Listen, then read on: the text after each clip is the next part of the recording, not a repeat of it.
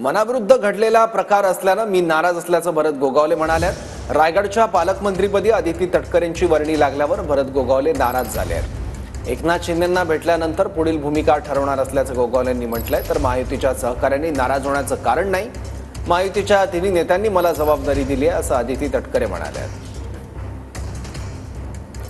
मनाच्या विरोधात घडलेला प्रकार आहे, त्याच्यामुळे आम्ही नाराज आहोत, तो भाग वेगळा आहे।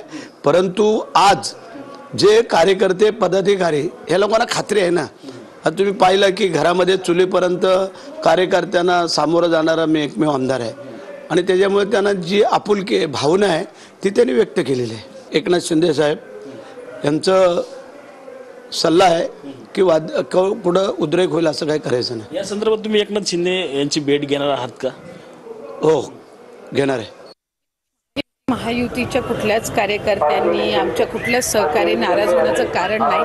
पालकमंत्री पदाची जबाबदारी ही आमचे तिन्ही जे नेतृत्व आहेत, देवेंद्रजी फडणवीस साहेब आहेत, एकनाथजी शिंदे साहेब आहेत आणि आदरणीय अजितदादा आहेत, यांनी दिलेली आहे। आज भरत शेठ माझे सहकारी मंत्री आहेत, त्याच्यामुळे जिल्ह्यामध्ये काम करत असताना जरीही पालकमंत्री म्हणून त्या ठिकाणी मला जबाबदारी दिलेली असेल तरी निश्चितपणाने भरत शेठ हे गेल्या अनेक वर्षांचा त्यांचा जिल्ह्यामध्ये काम करण्याचा अनुभव आहे। आता तर ते मंत्री म्हणून सुद्धा काम करत आहेत, त्यामुळे एक व्यवस्थित पद्धतीनं समतोल राखून आम्ही एकमेकांना सहकार्य करून आमचा जिल्हा कसं पुढे नेता येईल यासाठीच आम्ही त्या ठिकाणी काम करणार आहोत। आमचे 6 आमदारांनी मुख्यमंत्री उपमुख्यमंत्र्यांना कळवलं, सगळ्यांनी भेटी घेऊन सांगितलं।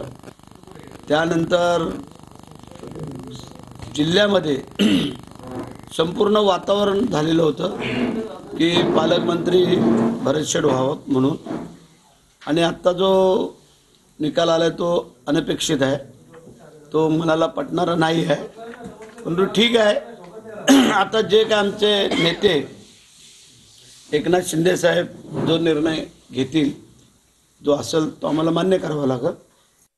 माननीय मुख्यमंत्री महोदयांनी दोन्ही मुख्यमंत्र्यांजवळ चर्चा करून पालकमंत्र्यांच्या संदर्भात जो निर्णय घेतला, शेवटी सरकार 3 पक्षाचं चालवत असताना काही निर्णय हे वरिष्ठ पातळीवरती घ्यायचे असतात, ते निर्णय माननीय मुख्यमंत्री महोदयांनी घेतलेले आहेत।